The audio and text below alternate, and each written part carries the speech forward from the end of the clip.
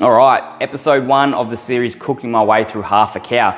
Today, I'm gonna be using this fresh silverside. I'm gonna make up my own brine, pickle it myself at home, and show you guys how you can do that at home when you get yourself a 1/8 box from Farm to Fridge.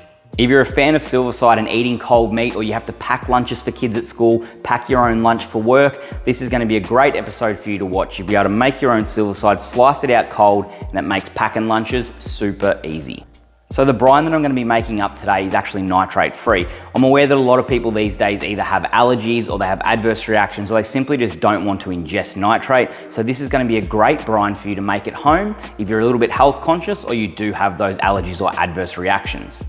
Now keep in mind that the brine that I'm making without the nitrate, the meat itself won't be that bright pink vibrant color. If you did still want to get that vibrant pink color, you need to either get some nitrate and add it into your actual brine, or go to your local butcher shop and buy yourself a little packet of pineapple cure. They'll gladly sell it to you, and it'll have the ratio written on the back of the packet, so you can add that cure into your brine following the correct ratio, and that way it'll keep it nice and safe, and it'll get that pink vibrant color that people like.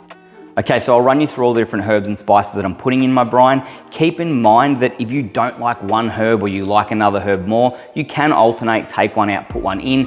At the end of the day, that's gonna be your personal preference. The same comes with the ratio of the herbs and spices. If you think that, oh, that's too much pepper or too much chili, half it or completely take it out. Or if you really like chili flavor, then double it. At the end of the day, that's gonna be your personal preference. The only thing you're gonna have to really stick to is your salt quantity. The one thing I'd stress not to alter when it comes to herbs and spices is your salt. I go with the 10:1 ratio, and I definitely wouldn't go under that ratio. If you need to put a little bit more salt in there, that's okay. But at the end of the day, if you don't put enough salt in there, you're not gonna actually pickle and cure that meat, and it's not gonna get the end result that you need. Now when it comes to the ratio or the makeup of the actual brine, I'll throw it all in the descriptions down below, but this is just a look at what I'm actually putting in the brine, and you can adjust it. Like I said, it doesn't have to be exact, but it gives you an idea.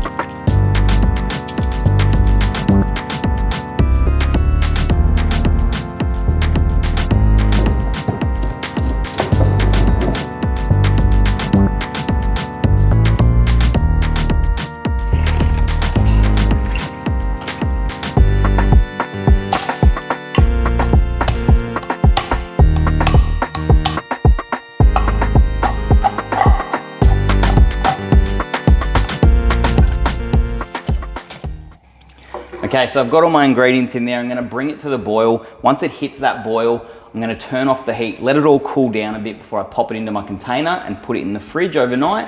Once it's cooled down, I can then pull out my meat and actually start injecting and let the brine do its work. All right, guys, it's the next morning. The brine's been in the fridge overnight. It's cooled down. It's an absolute pearl of a day, so I've decided to come outside and inject it on the coffee table outside.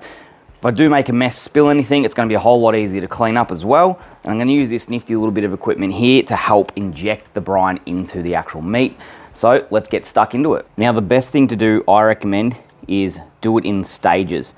So if you work it in grids, then flip the meat over and do the same thing.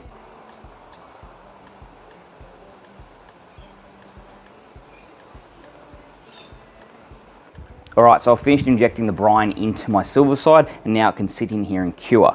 Now I use this handy little syringe. I picked it up from Harris Scarf, pretty inexpensive, super easy.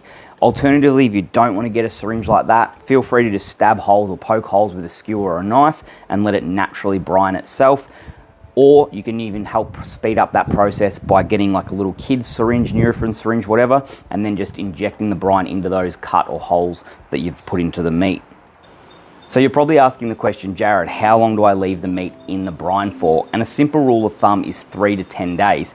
Now I'm actually heading up the farm tomorrow, so I'll be leaving it in this container. I'll be taking it with me and leaving it brining for 4 days.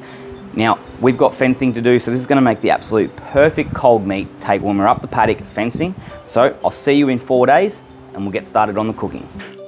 All right, we're back 4 days later. We're up in the high country. She's a bit cold up here compared to the coast, and Nonna's given me the luxury of using her wood stove.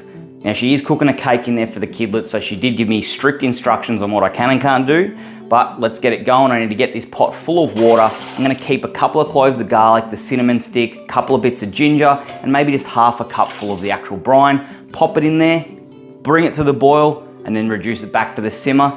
And about an hour and a half, hour and 45 later, it should be ready to pull off and cool down so I can slice it later on today or tomorrow as cold meat for lunches up the paddock when we're fencing.